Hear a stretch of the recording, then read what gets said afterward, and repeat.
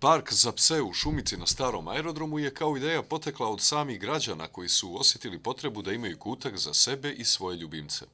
Ovo što vidite u ovom parku, klupa,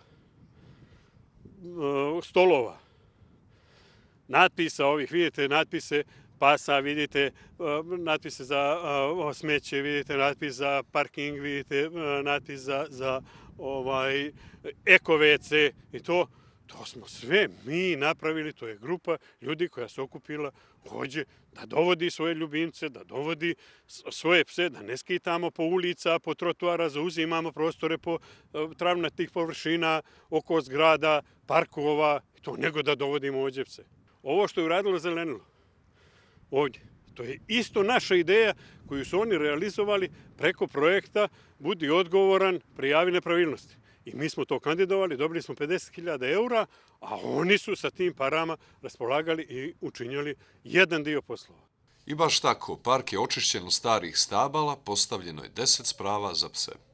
Park je gotov, da, međutim mislim da nam pravi posao tek predstoji. A to je? A to je da prije svega obezvijedimo ogradu, da bismo odvojili prostor gdje ljudi treniraju od prostora gdje dolazimo sa psima, kako bi svi bili srećni i zadovoljni.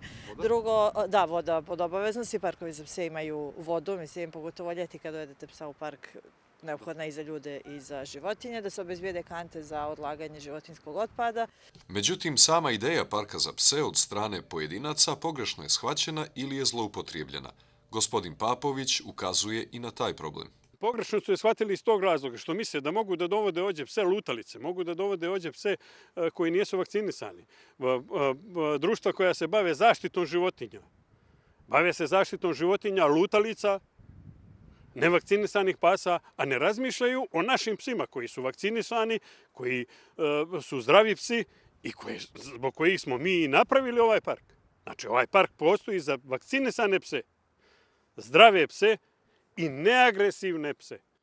I sad je stvar jasna. Zelenilo je završilo prvu fazu, a u narednoj namjerava da zasadi 241 sadnicu bilja, dovede neophodnu vodu i ukoliko bude sredstava, ogradi park.